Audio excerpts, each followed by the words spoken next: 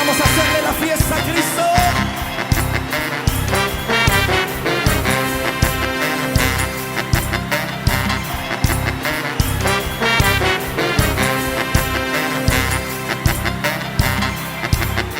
El día de hoy, de la lección número 8, la crisis familiar. Diga conmigo, crisis familiar. Quiero que vayan la escritura al Salmo 69, por favor. Todos en el mundo hemos enfrentado crisis y esa crisis es y será parte de nuestro caminar, lamentablemente.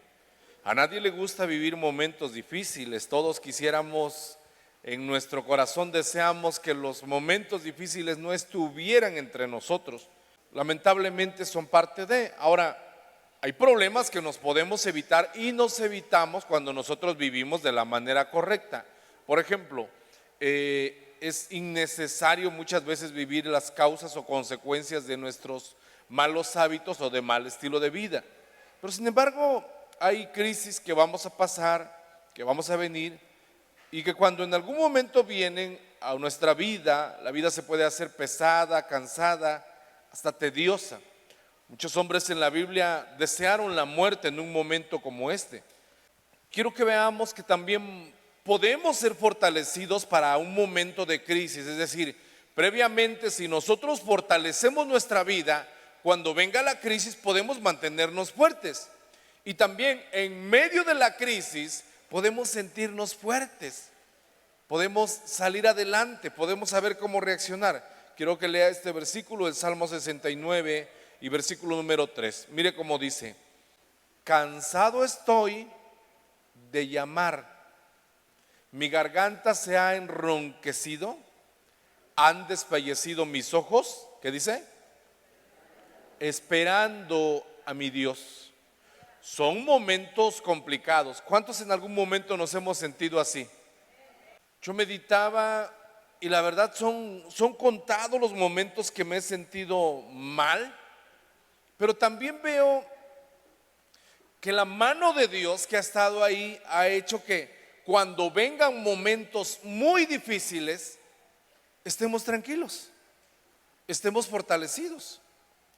Le defino la palabra crisis. Este es un cambio negativo, una situación complicada, difícil e inestable durante un proceso. La crisis es inesperada y suele cambiar muchas cosas en nuestra vida. Quiero hablarle de dos tipos de crisis en la familia.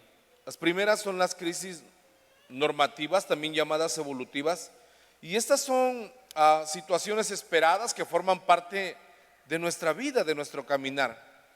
Por ejemplo, en las personas, el matrimonio y el ajuste del mismo puede convertirse en una crisis, porque dice usted, a ver, ya no es lo mismo, ya me siento diferente, mi vida, si yo me levantaba a las 12 de la madrugada, pues desde que me casé ya no puedo, tengo que levantarme más temprano, y esas situaciones pueden convertirse en crisis, o el nacimiento de un hijo. Yo recuerdo una mujer que no podía tener familia, y Dios hizo una obra en ella. Y cuando tuvo su niña, en algún momento me dice: pastor, yo no me imaginé que las cosas fueron así. Tenía como 12 años de casada. Cuando nace su niña, después de 12 años, ya había establecido un estilo de vida junto con su esposo. Entonces dice: hoy me duermo tarde, en la madrugada tengo que despertar. Si en la mañana que quiere esto, que quiere aquello. La verdad, yo no pensé que la bendición fuera tan pesada a veces. A veces sentimos que nuestros hijos en algún momento nos cambian de vida. Y si nosotros no sabemos manejar esa situación, esta se convierte en una crisis. ¿Cuántos experimentaron eso? Ay, sí está bonito mi bebé, pero dijo la señora, toma harta leche. ¿Y ahora cómo le voy a hacer?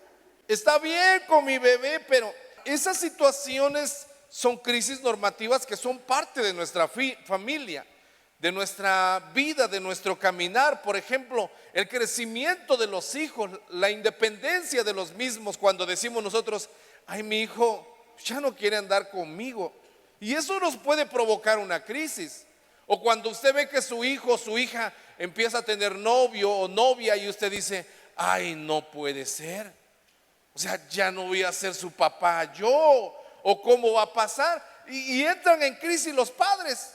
O peor tantito cuando el hijo se les casa. Ay, sí, mira, antes bien que me atendía a mí, hoy ya ni caso me hace. Y son crisis que se hacen parte de nuestra vida, que nosotros debemos de trabajar en ellas y no sentirnos de esa manera. Es parte, son ciclos de la vida. Cuando nuestros hijos se van y queda el nido vacío, puede convertirse en una crisis. La muerte de un ser querido puede ser una crisis. Pero hay algo importante aquí que nosotros debemos de ver. Es que hay crisis que son parte de la vida y que ciertamente no puede usted prepararse y dice, a ver, me voy a preparar para esto, pero sí debemos de alguna manera hacernos conscientes de las cosas y eso nos va a ayudar mucho. Del otro lado tenemos las crisis paranormativas, que son las que se producen por eventos que de alguna manera catastróficos no esperamos, como un accidente inesperado, como una enfermedad que viene a nuestros cuerpos, como una depresión que enfrenta en algún momento algún miembro de la familia por alguna situación o complicación difícil. Y estas nos dejan una sensación catastrófica en la vida y son las que muchas veces nos duelen. Entonces, las crisis son parte de nuestra vida, pero no nos gustan porque nos hacen daño. Algunas consecuencias que nos traen es que los pensamientos, los sentimientos se levantan de una manera contraria. No tenemos control de nuestros pensamientos o sentimientos en una crisis. Nuestro ser interior se divide o paraliza, haciéndonos correr o en algún momento dejándonos parados. El afán aparece y la paz se aleja. La esperanza parece lejana, ¿qué va a pasar? No sé qué suceda, no sé qué venga. El tiempo camina muy lentamente. Es ahí donde decimos, ay, ya quiero que amanezca, ya quiero que anochezca, ya me cansé, ya no aguanto. Los sueños se caen y las perspectivas se pierden. El cuerpo muchas veces resiente con dolencias o enfermedades sin causa física. El sueño se nos puede ir. Hay gente que en medio de una crisis no tiene sueño, no duerme. Hay gente que en medio de una crisis lo que hace es dormir y dormir y dormir. Reaccionamos de manera diferente. Cuando suceden estas cosas, normalmente nos preguntamos, ¿por qué Dios lo permite? ¿Por qué, Señor, pasa esto? Pero mire, una de las cosas que debemos de entender es que vivimos en un mundo que no es el propósito original de Dios. Por ejemplo, la Biblia dice que en el plan original de Dios no había muerte. Diga conmigo, no había muerte, no había dolor, no había lágrimas. Adán y Eva vivían de una manera tan tranquila.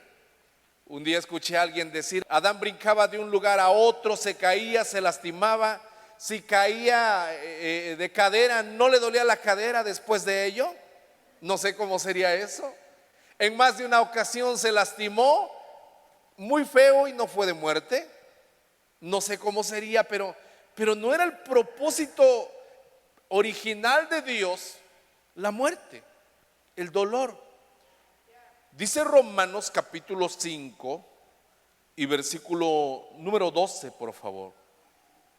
Pablo nos dice aquí que fue por el pecado que entró la muerte. Fue por el pecado que vino el dolor. Mira cómo lo dice. Por tanto, como el pecado entró en el mundo por un hombre, ¿cómo dice más? Y por el pecado la muerte, así la muerte pasó a todos los hombres. ¿Pero qué nos dice? Por cuanto todos pecaron. Entonces las situaciones, las crisis que nosotros vivimos muchas veces en nuestra vida, en nuestra familia, en nuestro hogar, no eran parte del propósito original de Dios. Aún eso es una consecuencia del pecado.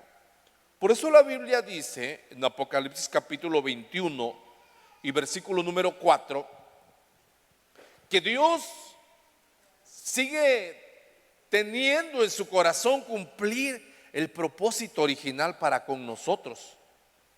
¿Cuál es el propósito original? Mira lo que dice Apocalipsis 21, 4, por favor. Dice: enjugará Dios toda lágrima de los ojos de ellos. Dígalo fuerte lo que sigue, por favor.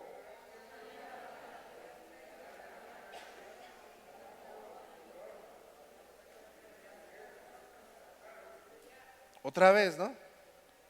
Enjugará Dios, fuerte. Y ya no habrá muerte, ni habrá más llanto, ni clamor, ni dolor, porque las primeras cosas, dice, pasaron. Vivimos en un mundo, lamentablemente, que no fue el propósito original de Dios. El plan de Dios no era todo esto, pero vivimos en todo ello. Sin embargo, un día el Señor cumplirá su promesa y su propósito. Ahora, ¿qué podemos hacer si vivimos en un mundo como este? Hay que aprender a fundamentar nuestra vida. Hay que aprender a ser fuertes ante la situación. Nosotros, ante la pandemia que experimentamos, lo que decíamos y en la conclusión que caíamos, ¿qué tenemos que hacer? Bueno, vivir sanamente, comer sanamente, cuidarnos para ser fuertes en todos los sentidos. Y de la misma manera, nosotros tenemos que aprender a fundamentar mi vida. Lo primero que tenemos que hacer es fundamentar nuestra vida en Dios, crear un fundamento en Dios. ¿Sabe qué? La gente a veces quiere fundamentar, lo decía la semana pasada, su vida en cualquier otra cosa. Quiere fundamentar su vida en la economía, en los bienes, pero Dios quiere fundamentar. Dios quiere que nuestra vida sea fundamentada en Él, fundamentada sobre la roca. Quiero que vaya al Evangelio de Lucas, por favor, capítulo 6 y versículo número 47. Y dice de la siguiente manera: todo aquel que viene a mí, ¿y qué es lo primero que hace? Dice, oye mis palabras. ¿Qué es lo segundo? Las hace. Les voy a indicar, dice Jesús, a quién es semejante.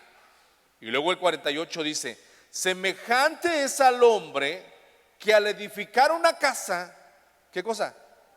Cavó, o nosotros como diríamos, escarbó y ahondó.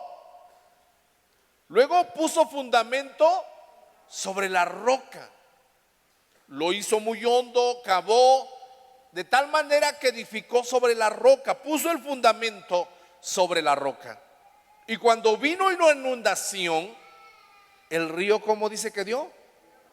Con ímpetu, con fuerza, con ganas, contra aquella casa. Pero mire cómo dice: pero no la pudo mover porque estaba fundada sobre la roca. No la pudo mover porque estaba fundada sobre la roca. Es decir, vino un momento de crisis, pero esta casa, este hogar, esta familia estaba firme y no fue movida.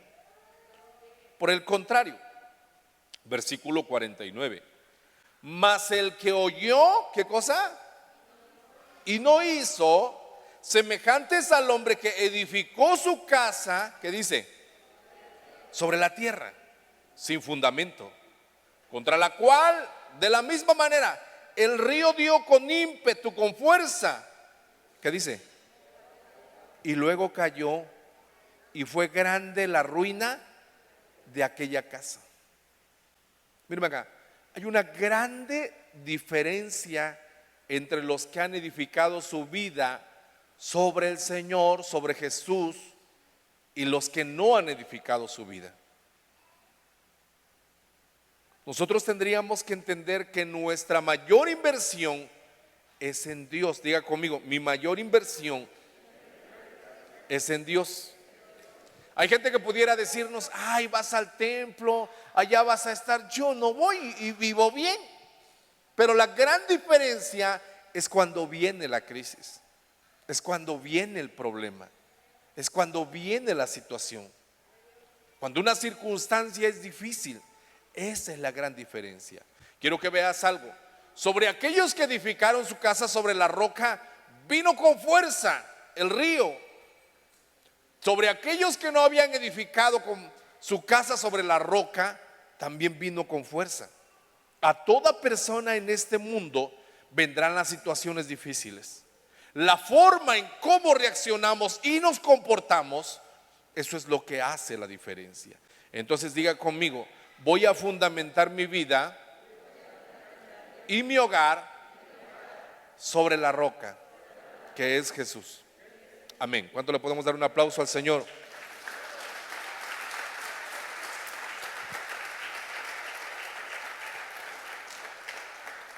Entonces, lo primero, fundamentar en Dios a través del tiempo. Segundo, fundamentar la familia. La fortaleza de la familia es fundamental. Al experimentar una crisis, escuche esto: si a través de los años o del tiempo pasado se ha establecido una buena comunicación y relación, la familia podrá soportar cualquier adversidad que se presente. Una familia sana, una familia fuerte, puede permanecer en medio de toda situación. En las lecciones anteriores hemos hablado de fundamentar la familia, por ejemplo, la relación, la comunicación. Y cuando viene el momento difícil, es donde sale a relucir en realidad lo que hay. Nos damos cuenta si la familia es fuerte o si la familia es débil. ¿Cuántas veces no nos podemos comunicar? No hemos aprendido a comunicarnos. Y ese es algo un punto que está en contra de nosotros. Porque imagínate que de repente alguien está experimentando un momento de depresión, un hijo está enfrentando un momento de depresión, pero como no hay comunicación, él no puede hablar. ¿Qué es lo que hace un hijo? Se aparta, se encierra, llora, no quiere comer, duerme de más o no duerme. Y nosotros nos preguntamos y le decimos: ¿qué tienes? ¿Qué te pasa? ¿Y qué dice el hijo? Nada. No es que no tenga nada, es que a través de los años no ha habido un buen fundamento en la comunicación. Es en el momento de la crisis que la gente quisiera solucionar todo. Y por eso les digo a veces a los padres no tienen esa comunicación con los hijos en su niñez, en su adolescencia, hasta que sucede una situación. Y es entonces que dicen: no quiere hablar conmigo. No, si de por sí no ha hablado contigo, solo que hasta ahora te estás dando cuenta. Es una situación que tenemos que fundamentar a través de los años, y eso nos va a traer fortaleza. En el Evangelio de Juan, capítulo 16 y versículo 33, dijo Jesús: estas cosas les he hablado para que en mí tengan, ¿qué dice? Ahora, unos versículos antes Él les había dicho: ¿saben qué? Bueno, déjame el 32, por favor. Mira lo que les dice Jesús: he aquí, la hora viene, y ha venido ya, en que seréis esparcidos cada uno por su lado. ¿Y qué dijo Jesús? Y me dejarán solo, mas no estoy solo porque el Padre está conmigo. Es decir, viene un momento de crisis, viene un momento difícil, viene un momento de circunstancias difíciles, pero en el 33 dice: estas cosas les he hablado para que en mí tengan. ¿Cómo ve usted? Era como cuando, imagínate que alguien llega a casa y le dice: ¿sabe qué? Vengo del médico y me dijo que me quedan 3 meses de vida, pero se los digo para que estén tranquilos, ¿eh? ¿Qué dirías tú? No, pues mejor no me digas. ¿Cómo crees que voy a estar tranquilo con lo que me acabas de decir? Y Jesús de la misma manera dice: a ver, Voy a ir a la cruz, me van a abandonar, vamos a ser esparcidos, cada quien se va a ir por su lado, pero se los digo para que tengan paz. ¿Cómo es? Para que tengamos paz es que digas tú, oye, ya me adelantaron el aguinaldo, o cosas de ese tipo, ¿no? Y luego sigue diciendo, en el mundo tendrán, ¿qué dijo? Aflicción. Diga conmigo, en el mundo tendré aflicción. No lo estoy programando, lo estoy ubicando. Es parte de. Yo luego les digo a mis hijos, les digo a la gente, no sea llorón, aguántese. Es parte de, lo teníamos que pasar. Así que no sea chipilón, por favor. Pero también nos da la solución. Y el Señor dice, pero confiad. ¿Qué dijo Jesús? Levante su mano, diga, dijo Jesús, yo he vencido al mundo. Levante su mano, dígalo más fuerte.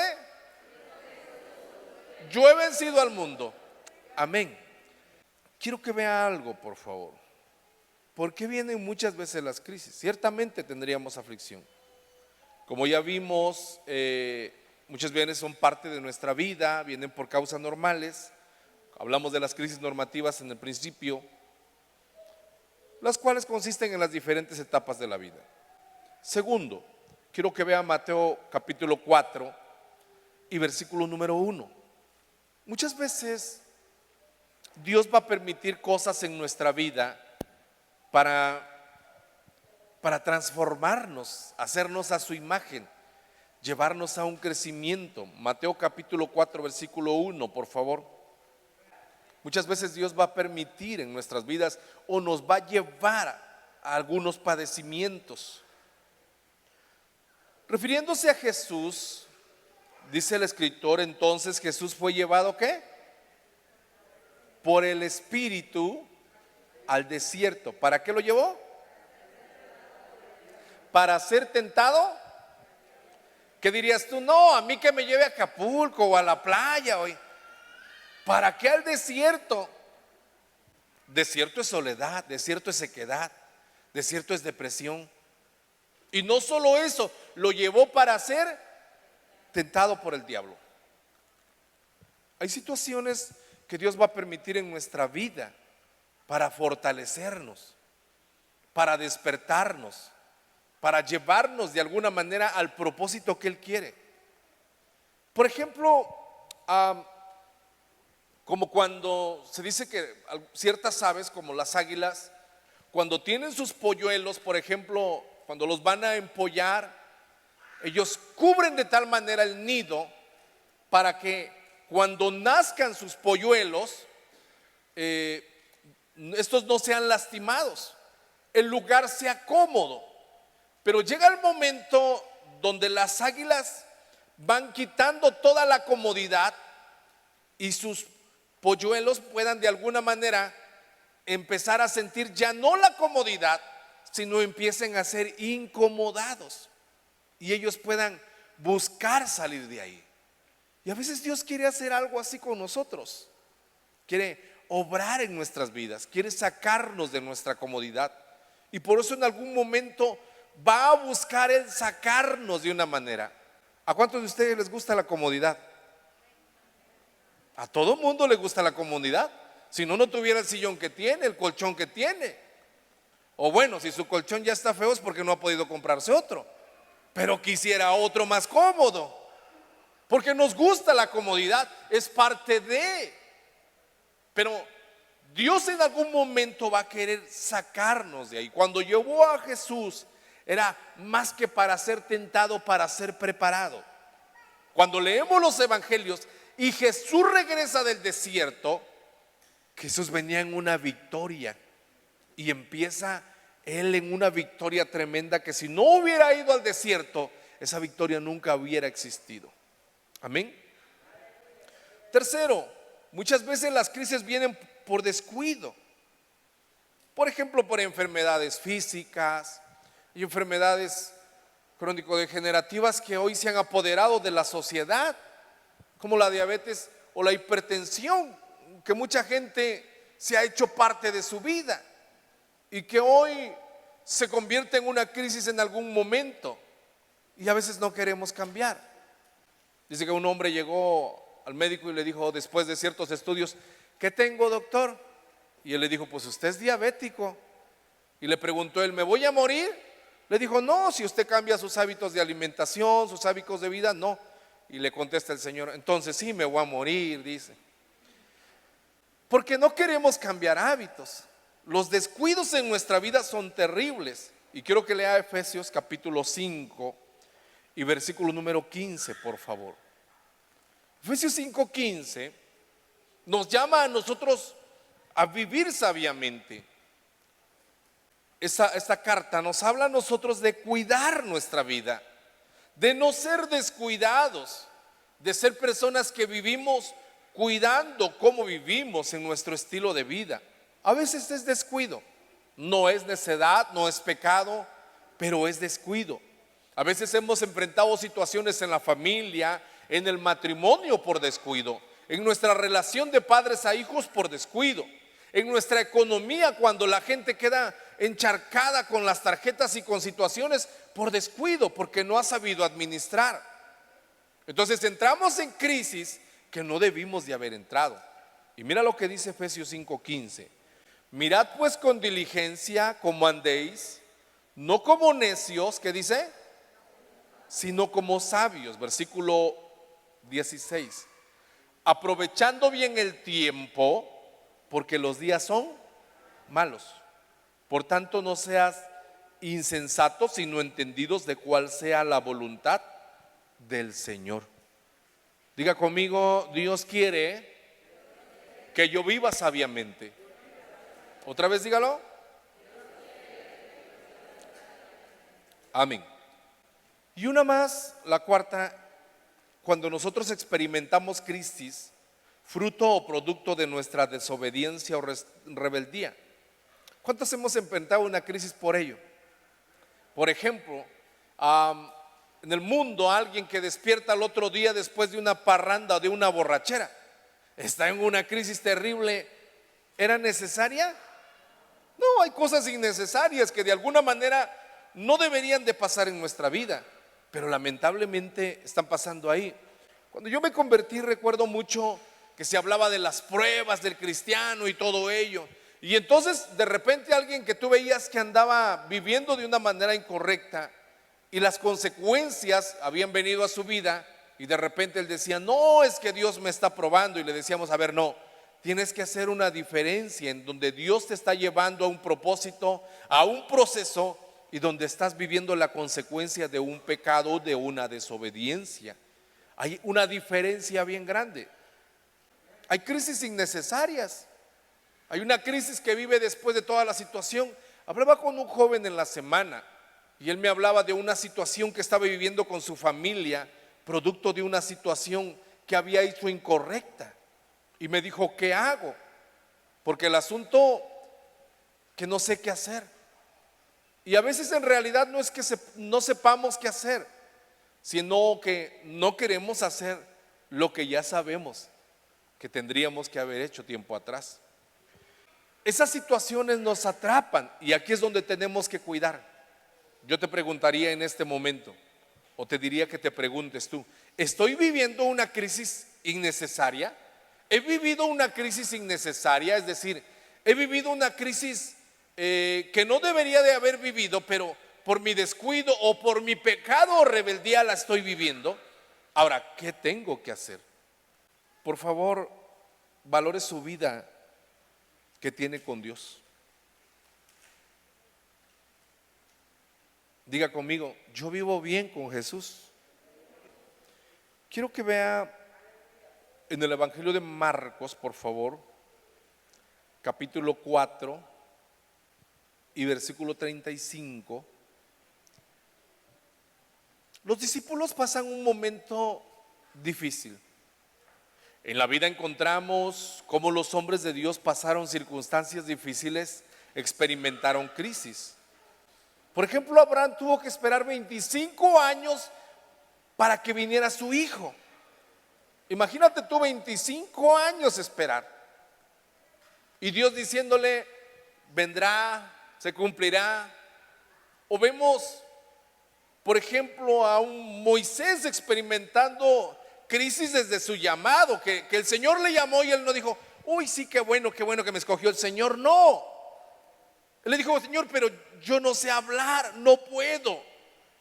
Y desde ahí ya tuvo momentos de crisis. Ahora, no terminó ahí. Cuando el Señor llevó a Moisés rumbo a Canaán, experimentó una situación de crisis en todo ese caminar, en más de una ocasión. Elías, uno de mis profetas favoritos en el Antiguo Testamento, en algún momento le dijo al Señor, Señor, me quiero morir. Yo no la hago aquí, mejor ya me voy. ¿Alguno de ustedes aquí se ha querido morir? Pero de a rato nada más, ¿verdad? Le dicen a alguien, ¿te has querido morir? Sí, pero a veces. Ya cuando la cosa se compone le digo, no, Señor, ya no. Pero mira lo que pasó, Marcos capítulo 4, versículo 35. Aquel día cuando llegó la noche, les dijo, pasemos al otro lado. Y despidiendo a la multitud, le tomaron como estaba en la barca, y había también con él otras barcas. Pero se levantó una gran tempestad de viento y echaba, ¿qué dice? Las olas en la barca, de tal manera que ya se anegaba, ya se llenaba. Y él, refiriéndose a Jesús, estaba en la popa durmiendo sobre un cabezal. ¿Cómo estarían estos hombres angustiados, los discípulos que fueron a despertar a Jesús? Estaban acostumbrados a estar en el mar. ¿Cómo estaría esta tormenta? Que estaban asombrados y espantados. Porque si a ti y a mí nos agarra hasta en el río una tormenta, nos espantamos.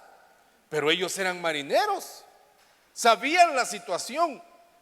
Algo estaba muy fuerte y fueron a despertarlo.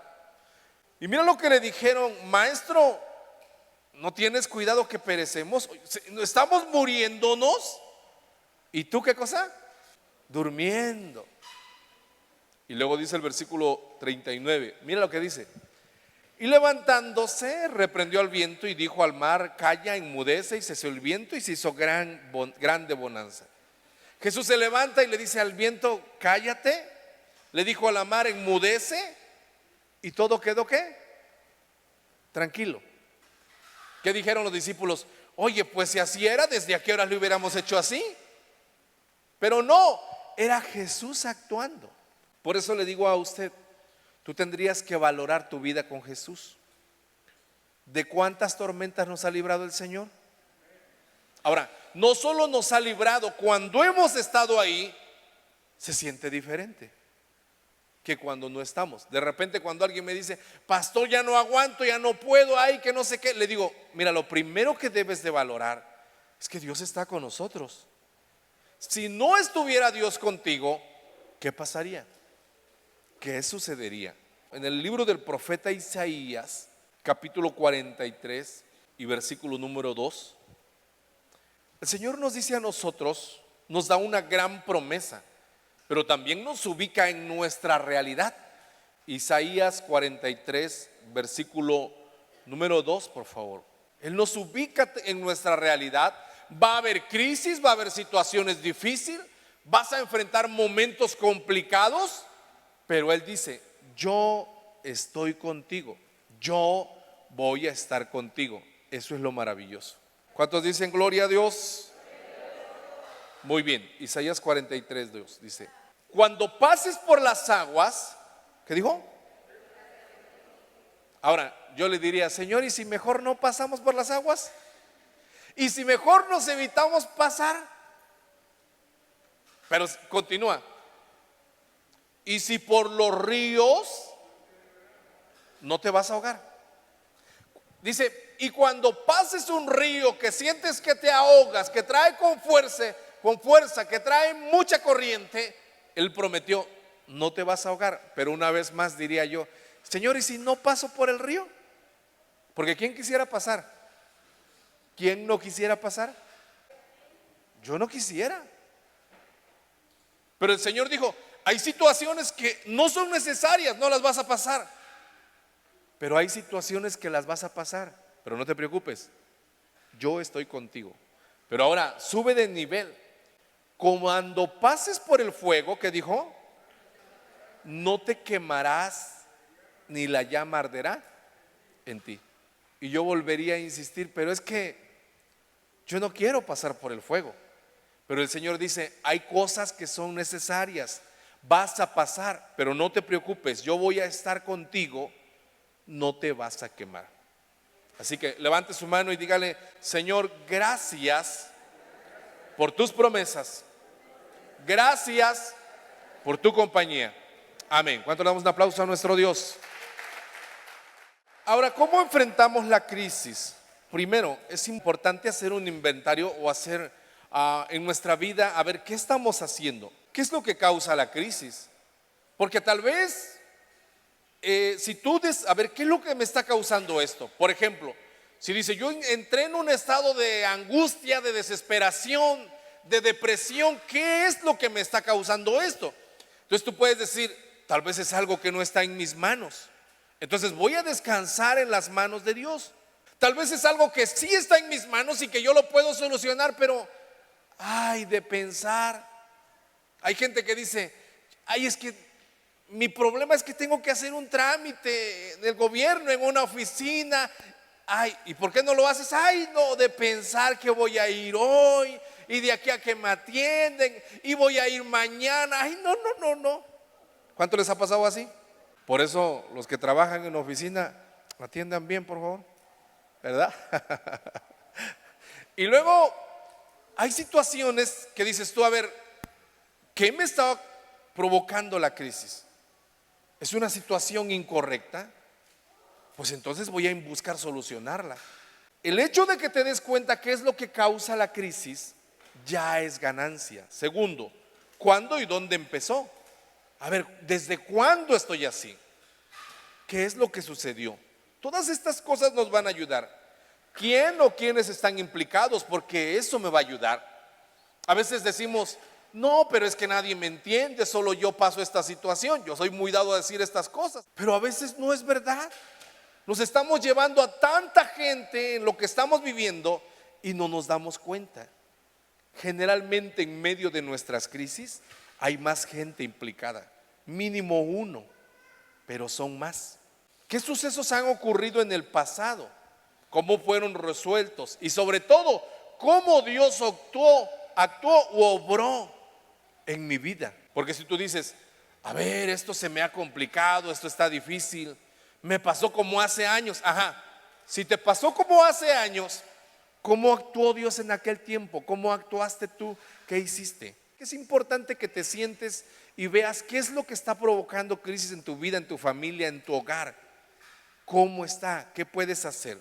Segundo, ¿qué no hacer en una crisis? Porque a veces lo que no tenemos que hacer es lo que más hacemos. En familia, aislarnos. ¿Cuántos de nosotros nos aislamos cuando nos sentimos mal? Bueno, está bien que un momentito te hagas a un lado. Si vas a estar dando lata, pues hazte para allá. Contrólate tantito y ya que estés mejor. Pero no es bueno que te aísles un día, 2 días y que digas, no, aquí estoy bien, no quiero, no voy. No tienes que aislarte. Diga conmigo, no voy a aislarme. No tienes que buscar afanosamente el porqué del momento en que vivimos. Yo le digo a la gente, hay cosas que se piensan y hay cosas que no se piensan. Ah, pero ¿por qué? ¿Por qué me pasó esto y todo ello? De repente a alguien que le habían robado, por ejemplo, algo en su casa, y él decía, me pongo a pensar por qué, quién fue y esto. Digo, ya tranquilo, deja de pensar. No duermo por estar pensando. Dijo, no, hay cosas que no se piensan. O a veces cuando no entendemos, querer encontrar el porqué en ese momento. Algo muy importante, nunca renegar de nuestra fe, ni decir Dios me dejó. Cuando alguien ha sido firme en su caminar, aquí se nota en el momento de la crisis. Job dijo, a mí me ha asombrado siempre Job a través de los años, porque Job dijo, aunque Jehová me matare, en él esperaré, en él seguiré confiando. Pero de repente hay gente que me ha llamado y me dijo, pastor, fíjese que me pasó esto, me peleé con mi marido, ya llevamos 3 días peleando y ¿sabe qué? Estoy a punto de renegar de Dios. No, pues hombre, reniega de tu marido si él es el que te causa problemas. Otra cosa que no debemos de hacer: dejar de orar, dejar de agradecer al Señor, dejar de cantar al Señor, dejar de escuchar música. Porque en un momento como este le decimos a alguien, pues ora. Lo que menos tiene ganas es de orar. Lo que menos tiene ganas es decir gracias Cristo, ¿verdad que no? Algo más que no debemos de hacer es no buscar culpables de lo que estamos viviendo, mucho menos en familia. Supongamos que algún hijo está en rebeldía, o algún hijo le pasó cierta situación, o nos damos cuenta que empezó en una adicción, y lo que más hacemos, le dice el esposo a la mujer: no, pero tú que lo dejabas, no tú, que yo te dije que no lo hicieras, tú tienes la culpa. Y esos problemas, esas situaciones, esas complicaciones, eso de culparnos, eso de pelear en familia es lo que menos tenemos que hacer. Algo más: no hacernos daño, no culparnos a nosotros mismos, no decir, no, pero es que yo tengo la culpa. Una cosa es reconocer y otra cosa es culparte de una manera incorrecta. Y sobre todo no buscar dañar a otros, porque a veces no me hago daño yo, pero ahorita ni se me acerquen porque no estoy de buenas. No. Y la última: en un momento de crisis no tomes decisiones cruciales. Si no hay necesidad, no tomes decisiones. ¿Sabe que a veces la gente quiere tomar decisiones en este momento? No, es en el momento que menos debe de tomar decisiones. En un momento de crisis no lo tome. Hay gente que es abusiva. Hay gente que de repente llega y te ve que estás tú distraído, estás viviendo un momento difícil. Oye, ¿y si hacemos negocio de esto? No, luego hacemos. No, ahorita es que me urge. No. No hagas decisiones cruciales. No tomes decisiones importantes. Si no hay necesidad, no las tomes. Espérate a estar sobrio, a estar tranquilo. ¿Qué es sí hacer en una crisis? Reconocer, lo primero, es nuestra necesidad y debilidad delante de Dios. Eso es sumamente importante. Yo reconozco mi debilidad y mi necesidad delante de Dios. Segundo, reconocer nuestros errores y pedir perdón. Si nosotros nos damos cuenta que hay pecado, hay alguna situación, es reconocer. Algo más que tenemos que hacer: descansar en las promesas de Dios. Mire lo que dice Proverbios 18:10, por favor. Si algo tenemos que hacer es descansar en las promesas de Dios, decir: Señor, todo esto que viene es incierto, esto que viene no sé qué sea, pero yo quiero descansar en ti. Yo quiero estar en ti bien, Señor. Yo quiero, quizá nos espera lo peor, pero yo quiero estar tranquilo en ti. Torre fuerte es el nombre de Jehová. ¿Qué más dice? A él correrá el justo y será levantado. Algo más que tenemos que hacer es acercarnos a la familia, a la congregación, aún sin tener deseos. Quizá tú dices: no tengo ganas de estar con los demás, no tengo ganas de ir a la iglesia, pero es algo que tenemos que hacer. Algo más que tenemos que hacer en el momento de crisis es orar en familia. Santiago capítulo 5 y versículo 13, Santiago nos habla de estos momentos. Él habla de la prueba, de la tempestad, del momento difícil, de las circunstancias que nos afectan. Y mira cómo Santiago nos da algunos consejos para reaccionar, para salir victoriosos en medio de la crisis. ¿Está alguno entre ustedes afligido? ¿Qué le dijo? Haga oración. ¿Cuántos tienen ganas de orar cuando están mal? A veces sí, a veces no, generalmente no es así. Luego dice: ¿está alguno alegre? Cante alabanzas. ¿Está alguno enfermo entre ustedes? Llame a los ancianos de la iglesia y oren por él, ungiéndole con aceite en el nombre del Señor. Y la oración de fe salvará al enfermo y el Señor lo levantará. ¿Y qué más dice? Y si hubiere cometido pecados, le serán perdonados. Versículo 15: confesaos vuestras ofensas unos a otros y orad unos por otros para que seáis sanados. Y termina diciendo: la oración eficaz del justo puede mucho.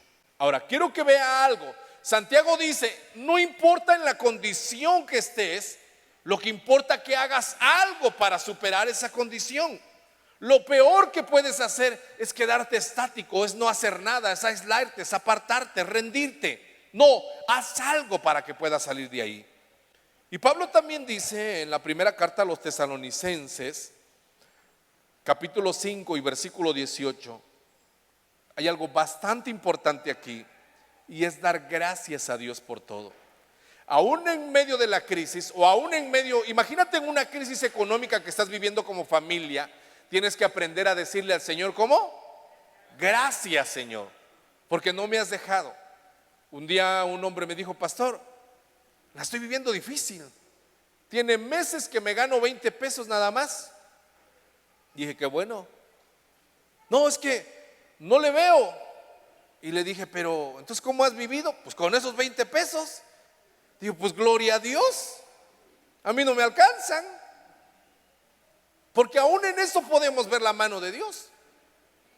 Cuando hemos experimentado momentos, por ejemplo, de escasez económica, y has salido de ellos y dices, pero ¿cómo fue? Yo no tenía, de repente apareció alguien, Dios proveyó de acá, Dios fue fiel acá. En medio de toda situación la mano de Dios se ve, y por ello podemos decir, ¿cómo? Gracias, Señor. Primera Tesalonicenses 5:18. Dad gracias, ¿qué dice? En todo, porque esta es la voluntad de Dios para con ustedes en Cristo Jesús. Den gracias a Dios en todo. Así que cuando estés con un buen platillo frente a ti, ¿cómo vas a decir? Pero cuando no sea muy rico el platillo, ¿cómo vas a decir? Gracias también. Cuando estés sano, di gracias. Y si en algún momento estás enfermo, ¿qué debes de decir? Gracias, Señor. Eso es parte de nuestra vida. Y sobre todo tener la esperanza de que todo pasará, todo estará mejor, porque Dios está conmigo. Levante su mano, diga, todo estará mejor, porque Dios está conmigo. Ahora dígale a alguien, dígale, hey, todo estará mejor.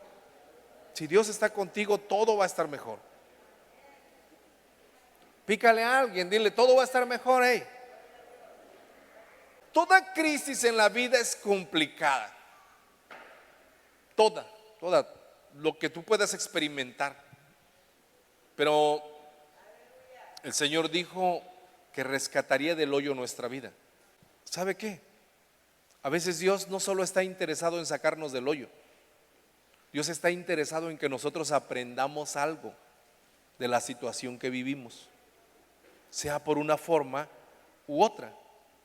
La Biblia dice en Romanos 8:28 que todas las cosas nos ayudan para bien. Todas, sin excepción. Todas las cosas nos ayudan. Siempre una crisis nos va a llevar a ver la mano de Dios. Por ejemplo, en el libro de Éxodo capítulo 14, la Biblia dice que Moisés iba huyendo de Faraón. El Señor le había dicho, mira, vas a salir de Egipto y te voy a llevar a Canaán. Allá iba Moisés con el pueblo de Israel. Ellos creían que habían ya salido y ya sentían libre, ya festejaban algo, pero de repente se dan cuenta que tras de ellos viene el ejército de los egipcios con Faraón. Y frente a ellos se encuentran el mar. ¿Cómo te hubieras sentido tú? Hubo un momento de crisis. Moisés le dijo al Señor, ayúdame. Y el Señor le dijo, pues tú actúa. ¿Cómo sería el pueblo? Le empezó a decir a Moisés, ¿para eso nos sacaste, para matarnos en el desierto? Mejor nos hubieras dejado allá. Bueno, entonces, ¿cómo sería el momento de crisis que experimentó Moisés con el pueblo de Israel? ¿Cómo pasaría la situación? ¿Cuántos de ustedes han festejado una crisis? Que dicen, por ejemplo, no, ya hace 10 años que choqué. No, usted dice, hoy hace 10 años que choqué, pero que el Señor me salvó. Usted no festeja la crisis, usted festeja la victoria que vino después de la crisis. Moisés cruzó el mar en seco, y ya cuando pasaron, danzaron, hicieron fiesta, y ya de ahí recordaron cuando pasaron. No recordaron lo que pasó. Pero mire, todo nos ayuda, todo nos enseña. El dolor es una bendición. Nosotros tendríamos que entender esa parte. Gracias al dolor nos damos cuenta que en algún momento estamos enfermos. Usted va al médico y le dice: vengo porque me duele aquí. Dice: qué bueno que vino, porque si no, esto se hubiera complicado. El dolor es parte de nuestro caminar. Jesús experimentó el dolor. Gracias. El dolor es parte de nuestra vida, lo vamos a experimentar siempre, lo vamos a vivir siempre. Entonces, míralo como una bendición.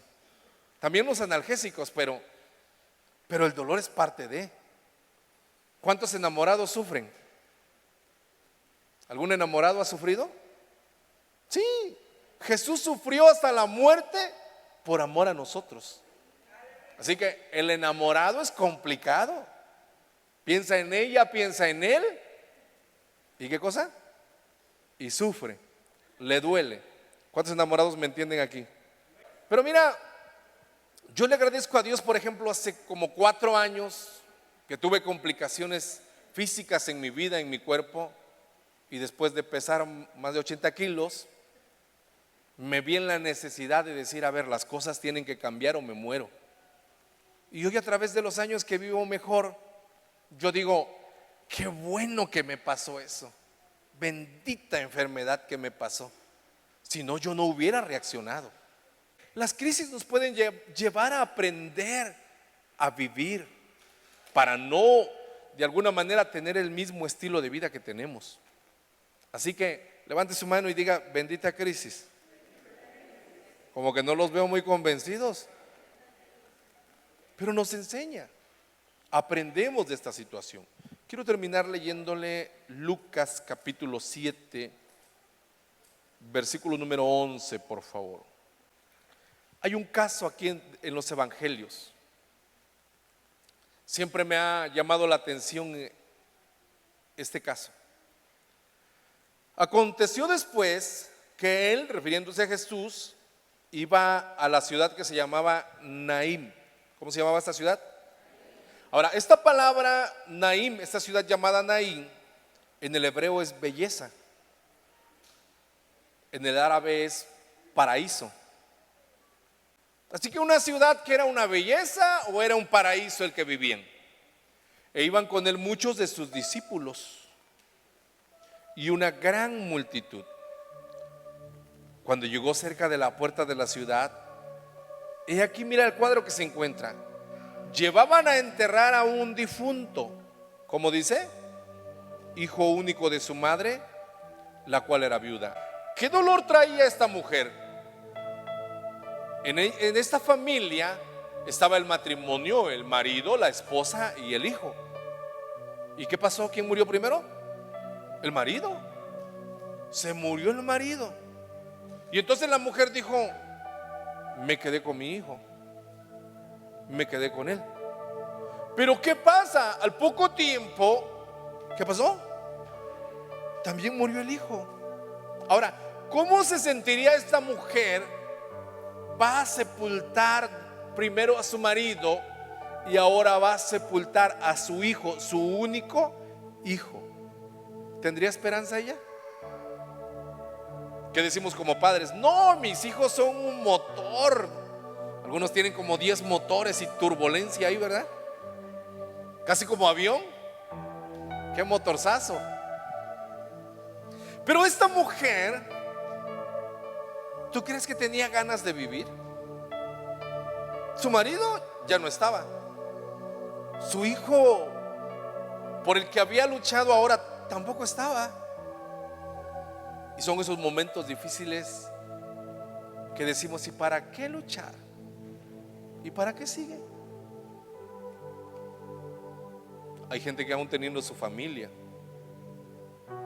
Aquella viuda de Sarepta, la cual le envió el Señor Elías para que lo alimentara, cuando vio su situación económica, le dijo a su hijo: ¿sabes qué?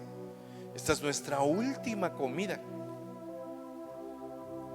Vamos a disfrutar de ella y después nos vamos a dejar morir. ¿Qué pasaría por la cabeza de esta madre de decirle a su hijo: ¿sabes qué? Nos vamos a dejar morir? No entiendo. Todo lo experimentamos de diferente manera. Aunque por un hijo luchamos, peleamos y hacemos, pero ella dijo que quería morir. Y yo creo que esta mujer también planeaba morir después de su hijo. Pero viene Jesús y había con ella mucha gente de la ciudad. Versículo 13.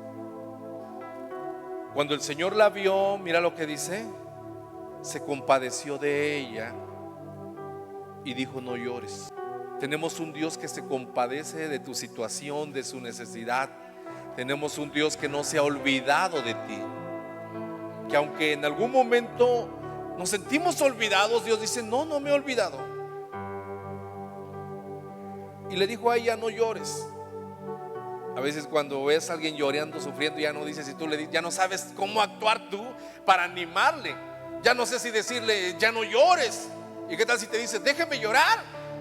¿O qué tal si le dices: pues llora de una vez? Ya no quiero. Bueno, yo le digo a la gente a veces en estos momentos: no le digas nada, solamente dile: aquí estoy. Solo abrázale. Solo le di cuentas conmigo. En un luto, en una crisis, ayudan las palabras, pero a veces afectan. Seamos prudentes. Los amigos de Job vinieron y le echaron un cuento tan largo que nada tenía que ver. Jesús le dijo: no llores. Quizá la mujer al principio dijo: no llores. Pues como a ti no te ha pasado eso, ¿verdad? Porque así decimos nosotros: como tú no lo estás viviendo, no llores.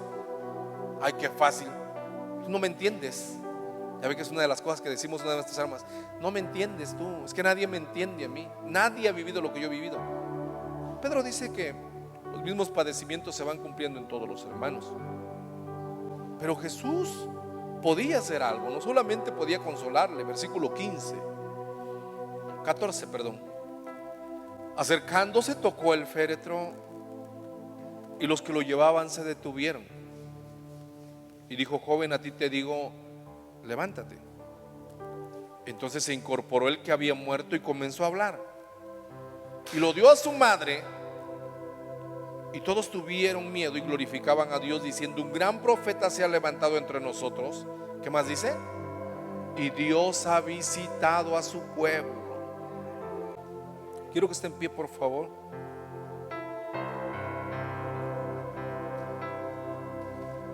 ¿Sabe? Dios está al cuidado de nosotros. Dios es alguien que nos llama, que nos cuida, que nos quiere levantar. Pero es alguien que nos quiere ayudar también. Ahora esta mujer ya no era conocida por la viuda en la ciudad de Naín. Ahora era conocida por la mujer que Dios se había visitado. Ahora el joven ya no era conocido por el huérfano. Ahora era el resucitado. Porque Jesús viene a cambiar nuestra historia. Viene a cambiar todas las cosas. Habrá momentos de crisis, pero muchas veces Dios los va a permitir con propósitos. Primera de Pedro 5:6. Quiero que lo lea conmigo, por favor.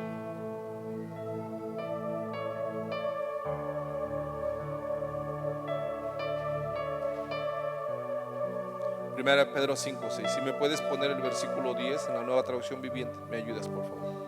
¿Sabe? Cuando le hablaba de la formación de los hijos, algo que le dije, que los padres no debemos de buscar tener hijos felices, sino formarlos, prepararlos para lo que viene. Te digo algo, el padre es igual. A veces no está tan interesado en hacernos felices. Está interesado en llevarnos a madurar, a crecer, a ser fuertes, a ser firmes ante las situaciones. Duele, pero todo nos ayuda para bien y nos enseña a Dios. Dice 1 Pedro 5:6: humíllense pues bajo la poderosa mano de Dios, para que Él los exalte cuando fuere tiempo, echando toda, ¿qué dice? Su ansiedad sobre Él, porque Él tiene cuidado de ustedes. Dice: echen su ansiedad sobre Él, toda angustia pónganla sobre Él. Él tiene cuidado de ustedes. Y luego el versículo 8 dice: sed sobrios y velad, porque vuestro adversario el diablo, como león rugiente, anda alrededor buscando a quien devorar. En un momento de crisis somos vulnerables. Somos vulnerables al pecado, a la tentación, a cualquier cosa. Son los momentos de crisis.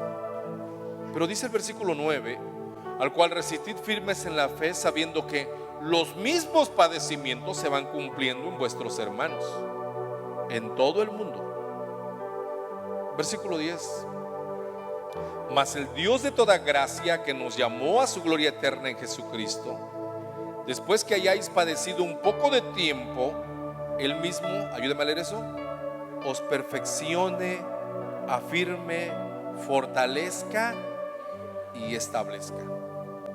Mire qué bonito. En las pantallas de afuera está una traducción diferente del mismo versículo. En su bondad Dios los llamó, dice, a ustedes a que participen de su gloria eterna por medio de Cristo Jesús. Entonces, después de que hayan sufrido un poco de tiempo, ¿cómo dice? Él los restaurará, los sostendrá, los fortalecerá y los afirmará sobre un fundamento sólido.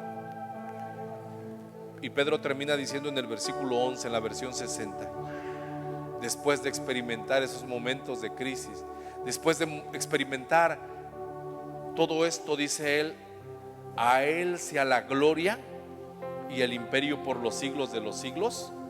Amén. Tengo más de 20 años de caminar con el Señor. No recuerdo un momento, recuerdo momentos que han marcado mi vida. Recuerdo momentos que he sentido la muerte cerca, pocos, pero recuerdo esos momentos por ver la fidelidad de Dios, por ver que Él ha estado ahí. Recuerdo esos momentos porque me han enseñado. Le comento de la enfermedad. Hay cosas que se salen de nuestras manos, de nuestras manos, pero son parte de.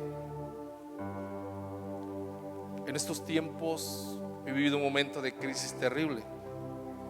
Empezamos a construir algo no planeado, y es cosas que se nos salen de las manos, pero a Dios no se le sale de las manos nada. Y yo luego digo: yo hubiera planeado.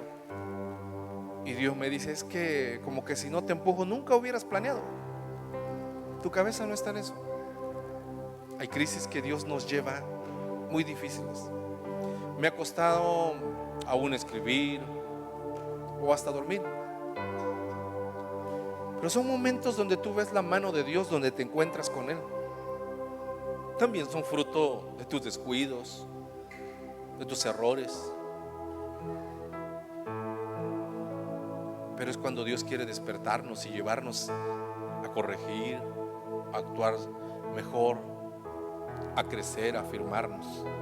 En Dios todo tiene un propósito. Solo te digo algo: no te apartes de Él. No te sueltes de Él en un momento de crisis. No te apartes. Es cuando más debes de descansar en Él. Cuando el niño está angustiado, lo único que quiere es estar cerca de papá o de mamá, porque sabe que ahí estará seguro. Levanta tus manos, dile: Señor, yo quiero estar cerca de ti. Si estás experimentando un momento difícil, es en este momento que quiero que le digas: Señor, la situación es muy complicada. Señor, hay cosas que no entiendo y quizás nunca las voy a entender. Señor, aún el pensar que viene me ha quitado el sueño. Aún el pensar que sigue, ¿cómo lo voy a hacer?, me ha afectado tanto. El futuro es tan incierto.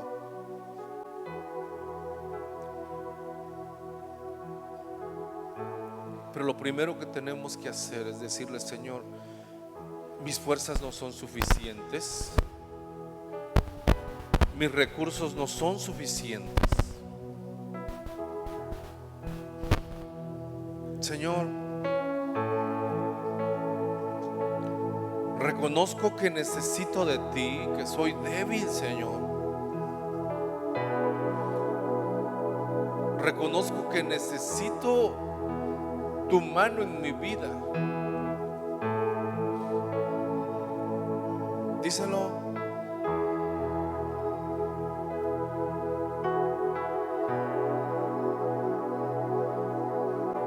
A veces el sentirnos fuertes nos limita. Pablo dijo: cuando soy débil, vengo al Señor, y es cuando soy más fuerte.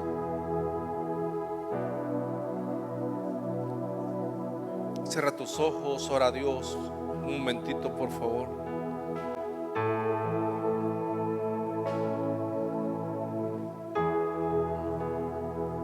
Puedes hablarle a Él. ¿Qué sigue después de esto, Señor? ¿Qué viene después de esto?